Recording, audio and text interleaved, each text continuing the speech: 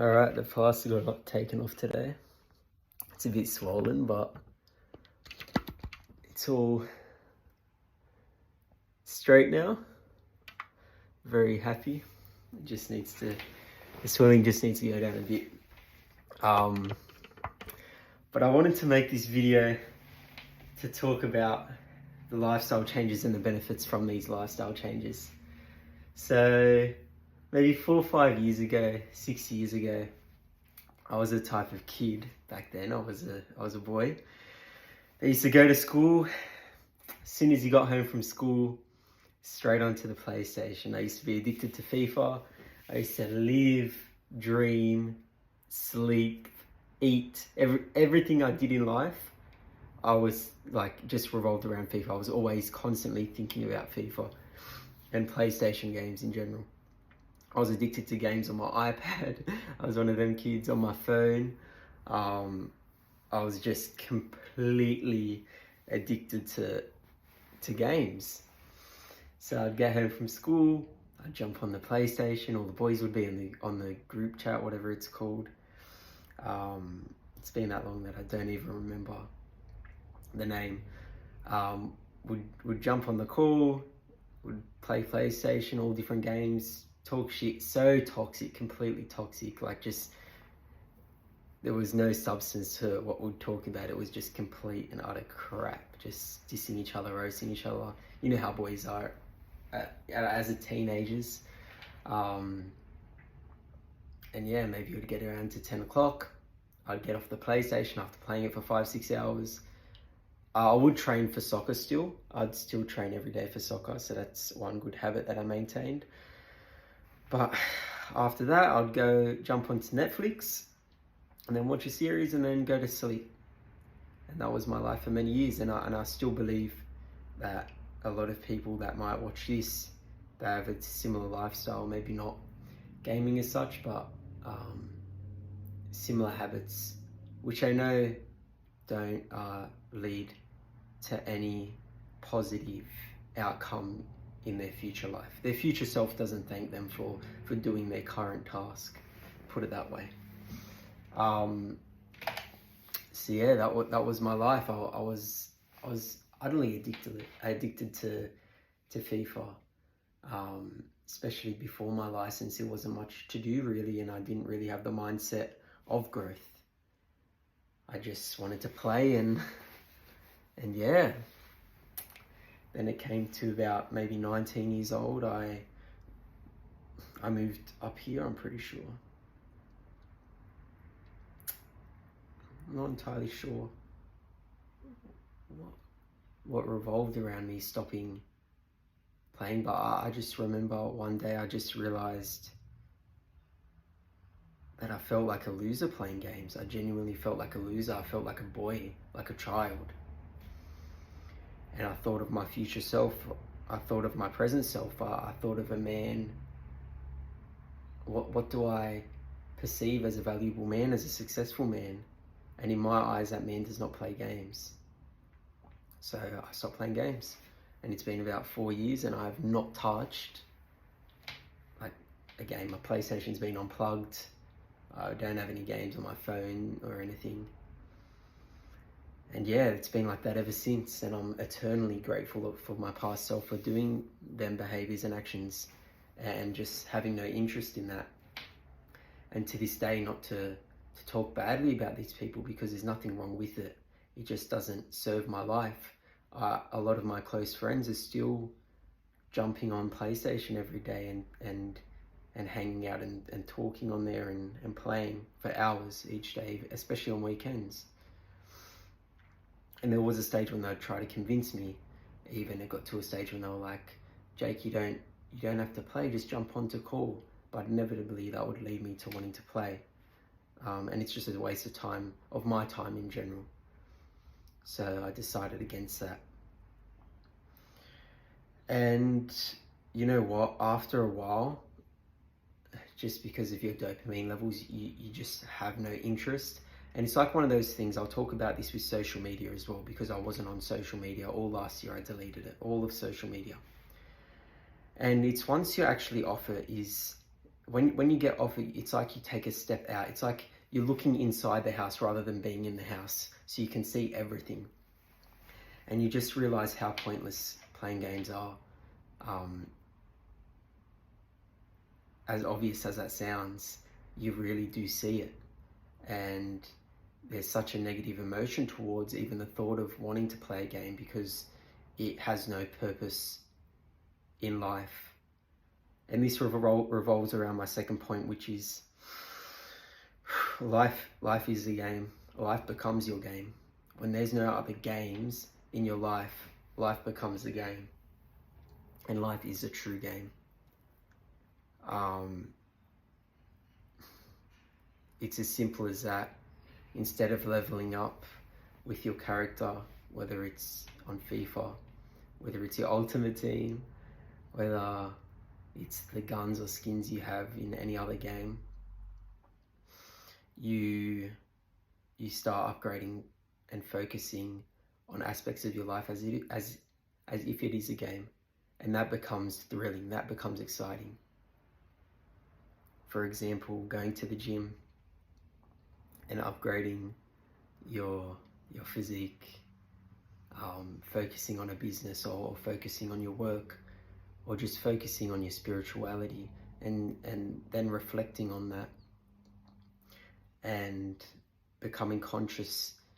And as you reflect on it and you look at your past, you see that you've upgraded. It's such a, that becomes your dopamine hit. Life becomes your addiction. Upgrading in life becomes your true addiction.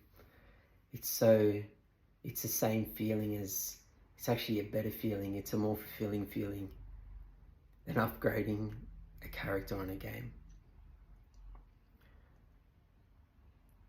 And it's slower most of the time. It is slower. And that's why people don't want to do it, because on games it's quick, it's quite immediate. You can upgrade yourself in a few hours.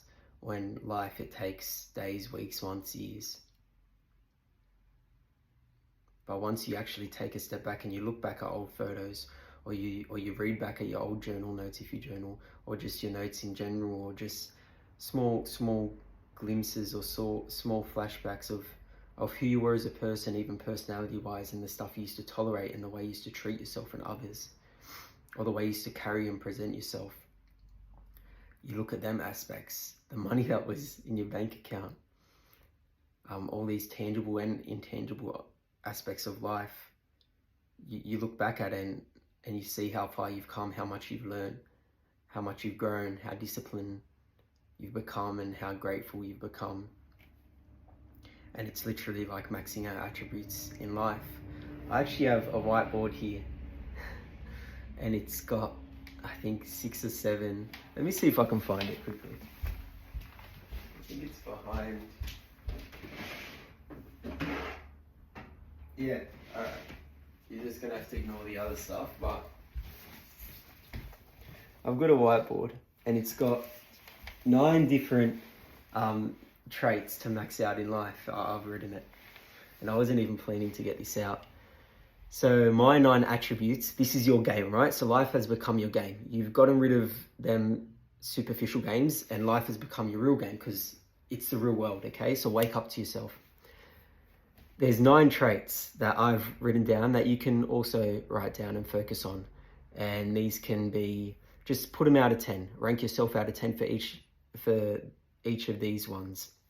Get a pen and paper out now, or get your notes while you're listening to this, and type these 9 traits down.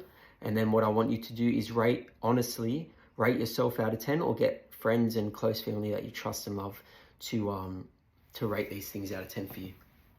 So your appearance, your body, your physique, your social status, your income, your style, your personality / charisma, your mental / emotional control, your spirituality / religion, and 9, your social network. So your friendship group, whatnot. I'll repeat that again. Appearance, body, social status, income, style, personality, mental control, spirituality, and social network. Okay, they're your 9 traits. Imagine it's like in 2K and in FIFA, when you're making your character, you have them different traits as physicality, speed, strength. It's like all that, but this is your character. This is your person. And so you're honest with yourself, and you look at it, and you look at each aspect of your life, and you dial in on a few of them, on the most important ones to you. And it may not be the one that's the lowest rating, because it might not be as important to you in your point of life right now. So for example, say number 8, spirituality. Say you say you're a 4 out of 10, but you really want to focus on your spirituality. So then you're like, all right, what can I do to upgrade my spirituality? How can I get to a 6 or a 7 or 8, 9, 10? All right, if I meditate 15 minutes a day, I'm going to do a guided meditation morning and night. Then I can upgrade my spirituality trait.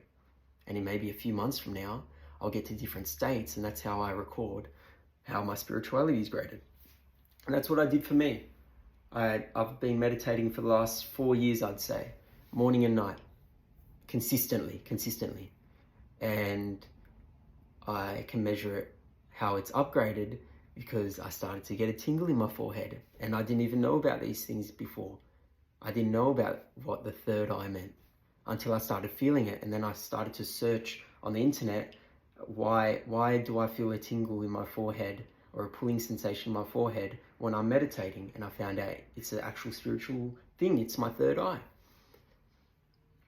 Okay, so I'm now maybe a 6 out of 10 in spirituality. It makes it fun. It does make it fun. And it's a good way of analyzing yourself and being reflective of yourself in a non-critical way, because there's always room for improvement. Appearance, body, social status, income, style, social network. And you're probably wondering, 10 could be relationships, okay? 10 could be relationships. And so you have these traits and you have your game. And this is why I stopped playing games, because I realized I was playing a game within a game. And the truth is, the biggest and the best game in the world is life. It is life. So yeah, hopefully writing them things out and ranking yourself guides you. Hopefully you can understand my perspective on playing games. There's no I'm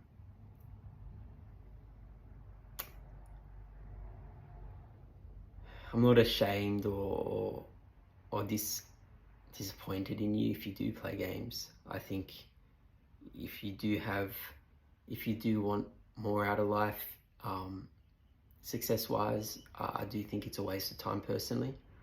But I could also be wrong, because Elon Musk is like addicted to games and he spends his life doing that. So it's just my opinion. I just think there's a lot of other better things that you can do in life, such as being present, going for walks, spending time with people you care about, meeting new people, going out, working on yourself, training.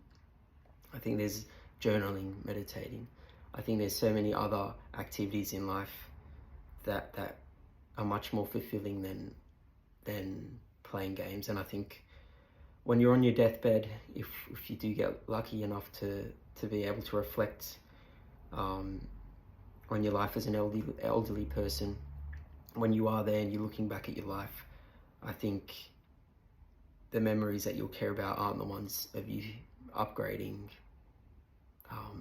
your team or your skin or your character on a game. I think the memories that mean the most to you is the relationships you built, the physique you've built, the success you've created, the things, the experiences you've had, the times alone where you've had to think and to reflect and to grow and to connect to the world. I think you'll wish you did more of that than play games. So That's my final note. I think that kind of hits it home. So yeah.